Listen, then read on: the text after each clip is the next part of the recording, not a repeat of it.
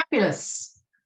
So hello to you all and welcome. I think you've all done workshops with me before. Some of you may not have done these 1-hour workshops, so I will talk you through what's going to happen.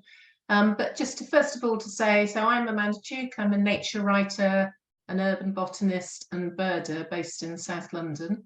And I write a column for Birdwatching magazine, a monthly column. So welcome to the fifth and I'm afraid final Wild Pavements workshop. And this one is on the theme of Where Spring Comes Early, which I feel I might have tempted fate by calling this one Where Spring Comes Early.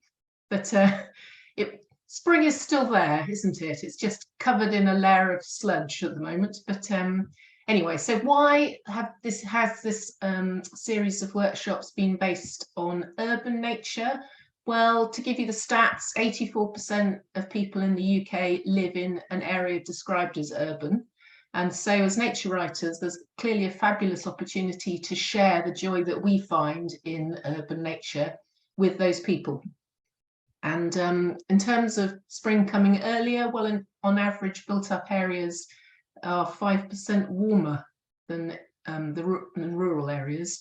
So in principle, spring really does come earlier, even if it doesn't feel like it at the moment. So the housekeeping for this evening, as usual, please stay muted during the writing exercises. If you do have any questions about what I've asked you to do, then just pop them in the chat and I'll work my way through that. I have enabled live transcription, so if you find that useful, you can access that through the menu on your screen. And this is what we're going to be doing this evening. So we're going to squeeze in a lot of things, but I'm going to try and make sure that it doesn't feel too pressured. The idea is this should be relaxing for you and enjoyable. So that's my commitment, is to try and achieve that. We are going to do 3 writing exercises, leading to ultimately a 50-word piece of thumbnail nature writing. I'm going to share with you some readings linked to the workshop topics that I'm going to talk about. We're going to talk about an aspect of creative writing to think about as you rework and edit and polish your work. And then at the end, I'll switch off the recording and hopefully persuade you all to either share something you've written or something you've enjoyed in the workshop, maybe one of the readings that resonated with you, or anything else that you want to share with the group. So that's the plan. And we've got a group that's probably just small enough that we can do that and squeeze it in. So with no further ado, let's start writing. So the first exercise we're going to do, so this is a short 5-minute-ish exercise. You may have noticed this already, but people writing about spring is absolutely packed with cliches. Not that that's necessarily a bad thing, but it's a good thing to be aware of. So what I'd like you to have a go doing is just putting together a list of all of the cliches that you can think that people write about spring. So everything from flowers they see to what animals are doing, etc., etc. So just a list of any of those cliches that you can think of, and you've got 5 minutes to do that. I'll give you a 1-minute warning as we get near the end of the 5 minutes. Over to you.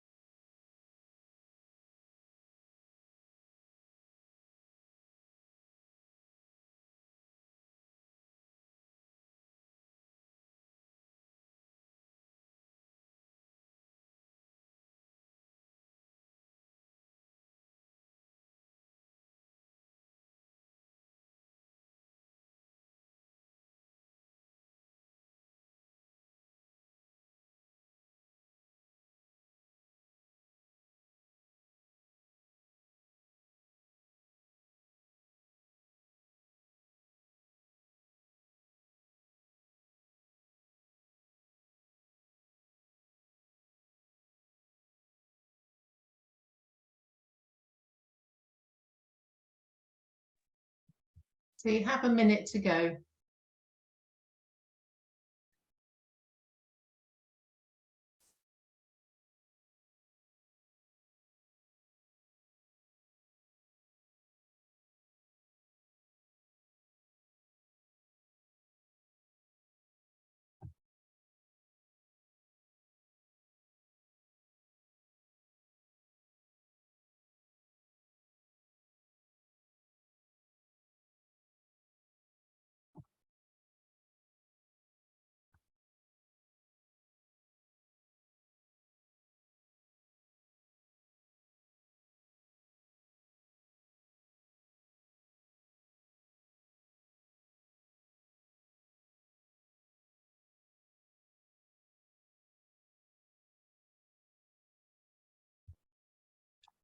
I'm going to stop you there. So hopefully that worked as a little warm up, and it should be fun. But there's a serious point behind this, which is, as I said at the start, a lot of writing about spring, as it is in autumn, can be laden with cliches. Cliches in themselves clearly are not a bad thing. There's a reason they often become cliches, because they resonate with a lot of people. So, but it's a thing to be aware of. So, and depending on your audience, if you're writing for a very generalist audience, you might want to use things that you know they're going to be able to identify with, or you might want to do things completely differently. And that's kind of where we're starting from today. I'm going to talk about different ways that you can move away from cliches about spring. So I just want to share with you some pieces of writing. So there's 4 pieces here. The first 2, Moonlit Night and Identification. The reason I picked these 2 is that they both use dialogue. Now, dialogue in itself doesn't cliche bust necessarily, but it can be a way of moving from more traditional forms of nature writing, sort of descriptive nature writing. So I just wanted to share those with you. And then the second 2 are different ways that you can move away from cliches. So the first 2, so Moonlit Night. So Geraldine, who's actually at the workshop today, has done lots of our workshops and writes beautiful bits of thumbnail nature, and I particularly loved this one and wanted to share this with you. Moonlit Night. It's not actually talking to you, my husband said. It is, I replied. Its tone changes when I respond. Have you seen it? He asked. Yes. I thought of the night of the full moon, when the owl glided silently onto a neighbouring roof like a magic carpet. So I love the humorous bit of dialogue there, and I love the gliding onto the neighbouring roof like a magic carpet, which is just such an inventive way of describing the way that owls, particularly tawny owls, the way they sort of float through the air. So wonderful. So, which is why I picked that one. So a couple of things there. We've got use of dialogue to give it a bit of a lift, but also a really interesting metaphor. So, sorry, simile. Of course, it's got a like. Interesting simile that I've not ever read before. So picking something like that that's quite unique. So the second one, Sarah's another regular workshop attendee. So this one's called Identification. Boy barrels in, pulls me towards the window. What's up? Beyond the glass, a muntjac chomps on bramble leaves. Shh, don't frighten her. Her. Clocking the horns, I silently draw my own conclusion. Boy, though, points to its head. The plain brown muzzle. Tufts, not horns, he says. So a really interesting way that Sarah's done the dialogue. So it's not kind of traditionally highlighted with inverted commas, but has a really nice sort of toing and froing and gives a sort of interesting twist at the end. So two completely different approaches to using dialogue in that. Right, the second 2, so the second pair, Nicola Chester is a Guardian country diarist. In my view, she's the absolute queen of thumbnail nature. So this is one of her tweets. I've used lots of her writing before. but she just has this way of conjuring at something unique and different. So this is her piece. Morning dance with invisible barn owl. As I enter the pony barn to fetch hay, the owl in the overhang takes 2 audible steps, click, click, backwards, and then 2 more forwards again, as I go out. Each morning, I am clocked in and out by a most luminous doorman. Such a clever piece, bringing together 2 bizarre things, well, 2 sort of unexpected things, barn owls on the one hand, dancing on the other hand. Not what you'd expect to find in one piece of writing. So such a clever way of looking at it. And I like the way it's sort of the clocked in and out kind of picks up on the click clicks and the shh. So so clever, and the luminous doorman. And so that's absolutely expresses why I think she's the most wonderful thumbnail nature writer. But yeah, really interesting. And actually that business of bringing together 2 unexpected things, I've read that that's the underpinning of all good jokes. So that's something to take away as a thought.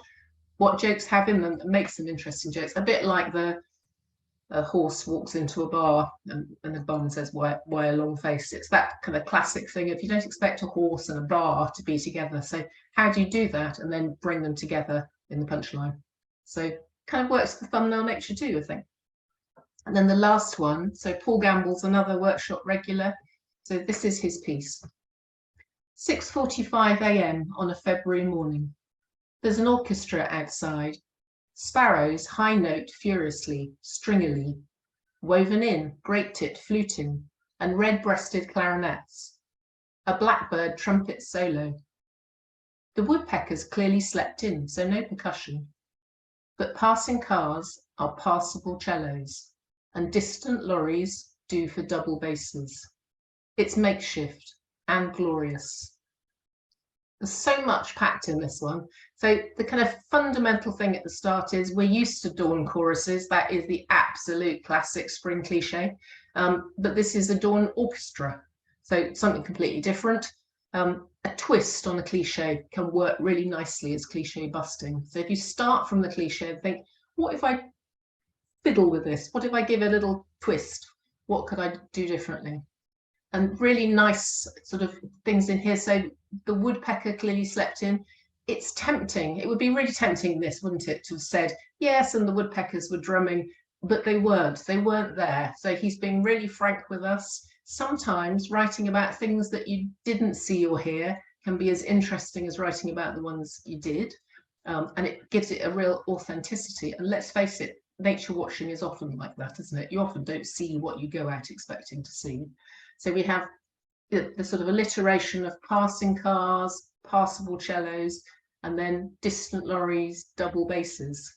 So he's managed to achieve a whole lot in here, and really nice working his way through the instruments. So such a clever piece, which Paul produced on Twitter and made me kind of go, oh, wonderful, must use that for something. So we've got a couple of things in these 2 pieces. The idea of, in the owl piece, of bringing together 2 disparate ideas and carving them into a little narrative, which as Nicola's done. And then in Paul's case, taking a classic cliche and giving it a twist. So we've got orchestra instead of chorus. So lots of things there to think about when you start your writing. So what I asked you to do as a pre-workshop activity was to spend some time looking for early signs of spring in a built environment. And the built environment clearly could be a whole load of different things. And but the idea is we're not talking about something in a field necessarily. So if you didn't have a chance to do that, that's not a problem at all. You could either find a picture that you want to work from or work from memory. It's up to you. The important thing here is doing the exercise and not the, absolutely sticking to the rules. So, but what I'm going to ask you to do is, instead of sort of self-editing as you go along, I want you to literally just start describing your experience. So you're not narrowing it to 50 words, you're literally just going to start writing. If everything you heard, saw, smelt, everything in your experience of the pre-workshop activity. So try not to overthink, try not to edit as you go along. So this needs to be quite free form just to get things moving. So I'm going to do the same thing as I did before, which is you've got approximately 10 minutes and I'll give you a 1-minute warning before we end. So I should go over to you and enjoy.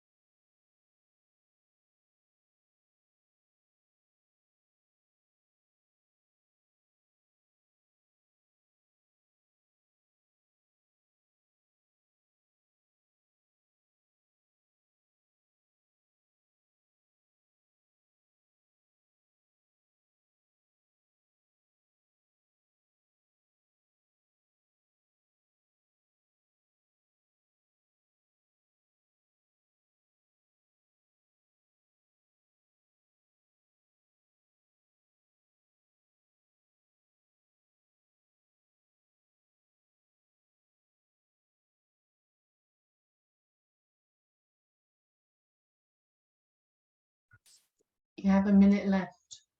Whizzed by, I know.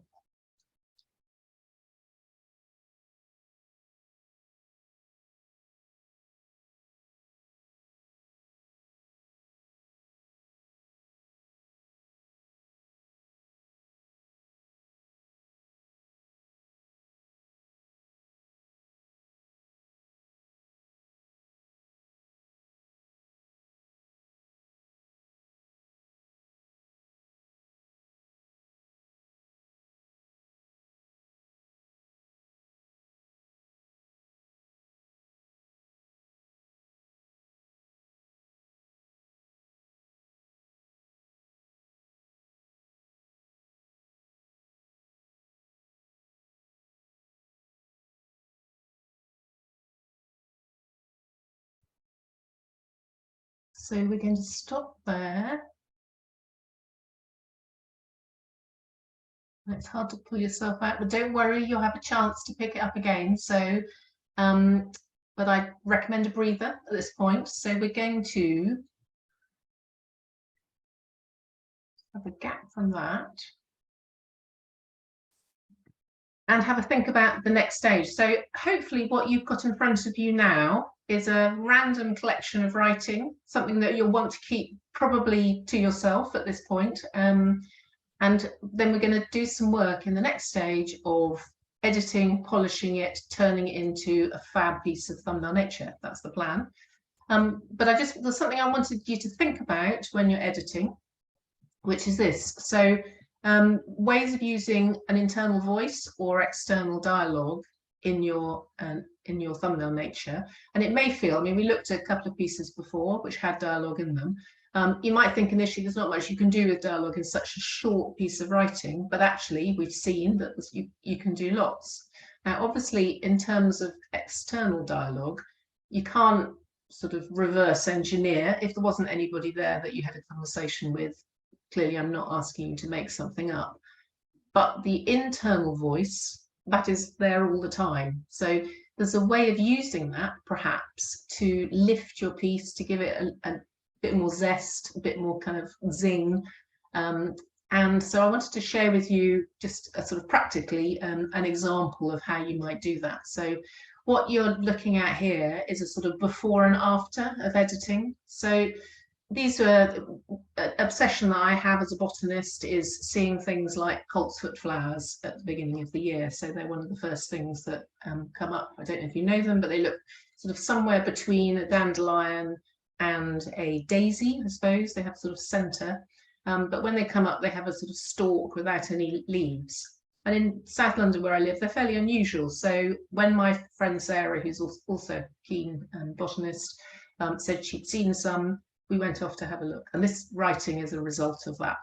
This was actually last spring. So the before is as follows. Sarah and I walk along the path where I've walked for 16 years. She isn't hopeful as it's been mown, but at last we find one, a gorgeous coltsfoot flower with a chunky leafless stalk and shaggy gold flower head, soon visited by my first bumblebee of the year. So that's my sort of literal, just purely descriptive, that's what happened, very straightforward. Possibly nothing special. If I was pulling out things, my sort of best ever thumbnails, it probably wouldn't have made it into that list. But what I wanted to do was to give it something a little bit different and use a bit of internal dialogue and also a bit of the conversation that Sarah and I had. So this is the after. You're gorgeous, coltsfoot. How could I have missed you each of the 16 marches along this familiar path? We hadn't been hopeful. They've cut it too much, Sarah says sadly. But finally, a chunky, leafless stalk and shaggy gold flower head, and my first bumble of the year, a hairy cherry on top.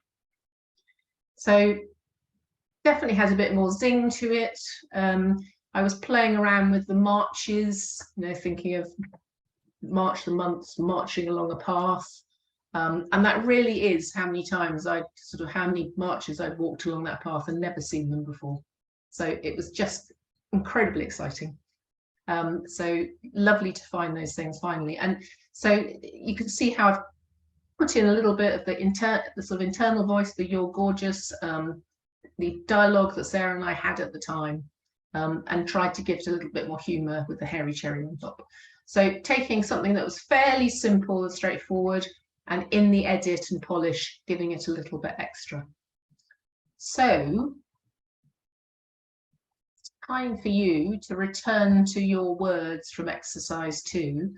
What I'm going to ask you to do is to rework that piece of writing so it's coming towards your polished piece of thumbnail nature. So what we're aiming for ultimately is a piece of writing that's maximum 50 words, including the title, on the theme of where spring comes early, and to consider using the internal voice to engage the reader. So that bit's not compulsory, but think about it.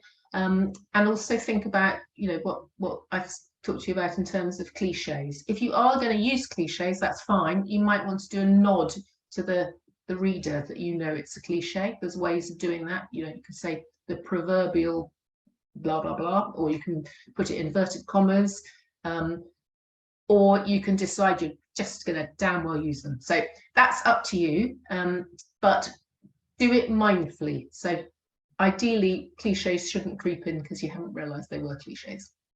So you're going to have about 15 minutes to do this. You may well not get to 50 words in that time, and we'll talk about what next at the end. So over to you. I'm going to kick you off with that. So enjoy.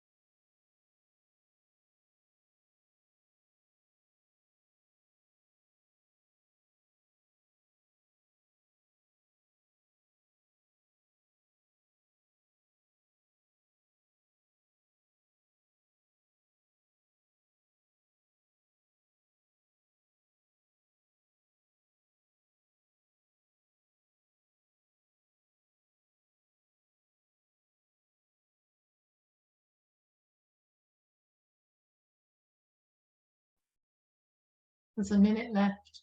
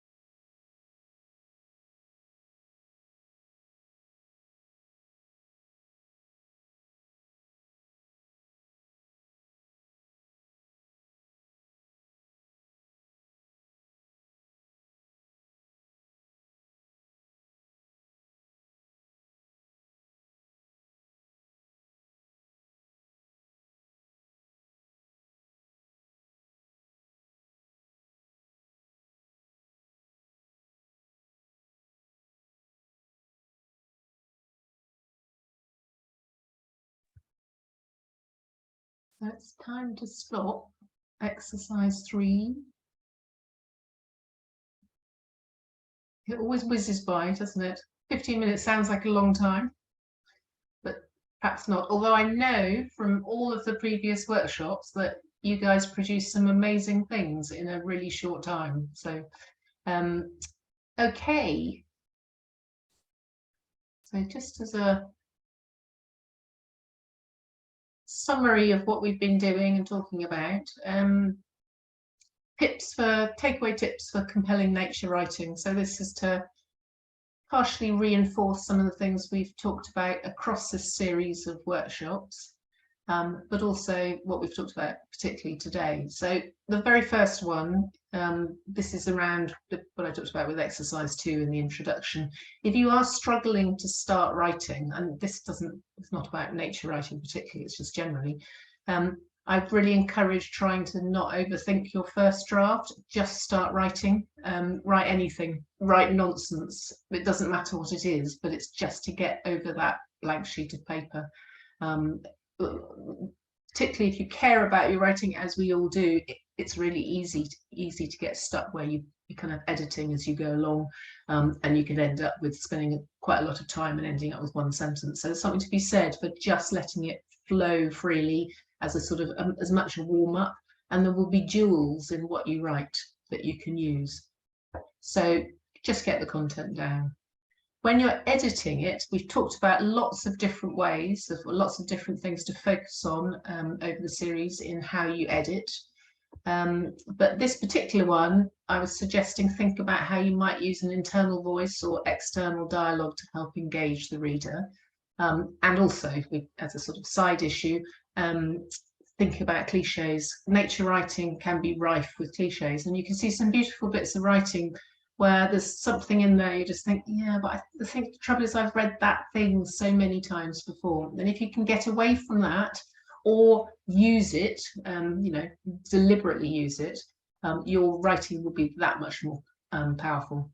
And then finally, my absolute golden rule, which I always bang on about, which is to spend roughly a third of your time doing the writing bit, and then allow another 2/3 for the editing and polishing. So something that I have learned from having to deliver copy regularly is that you want to be in that position where the editor is thinking, I know that when Amanda's copy arrives, it is absolutely print ready. And then you get usually delayed deadlines. You get much closer deadlines and more time to write things. So it's really good to be seen by people you are writing for as absolutely spot on, that they're not going to have to do the editing and polishing for you, and they won't bother. Frankly, they'll just pick somebody else's work off the shelf. So it's just a really good habit, even if you don't immediately have aspirations to get your work published. A really good habit to get into, to see how important editing and polishing is. I can't overemphasize that. So what next? Well, for the very last set of workshops, please give your 50 words, including the title, if there is one, a final polish. I have learned over time that when I do a word count on Google Docs, it's actually not very good, the word count, so I always resort to doing it by hand to check it, because every so often it gives me some random number that's not the right words. So you might want to count it by hand, as it were, to old style. If you'd like your piece of thumbnail nature on the theme of where spring comes early to be considered for inclusion in an online anthology on my blog, please email it to me at that email address, amanda.duke.writes@gmail.com. If you could please do it before midnight this coming Sunday. It's just I'm away next week, but I'm here on Monday, so that's my only chance to pull the anthology together. So they really do have to be on time if you want them to be included. And if you have any relevant photos you'd like to be included in that too, then do send them over. Or if you're not ready to go public with your writing, because that is a public blog, please share your thumbnail nature with at least one other person. And actually, while I remember, so if you do want your stuff in the blog and you are active on Twitter and I don't already know I'm not already copying in your Twitter name, then send that with the piece as well, and then I can tag you when I promote it. So yeah, but share it with at least one other person if you don't want it included. Pick that person carefully so that there's somebody who's going to be kind and constructive to you. That's really important. So on that note,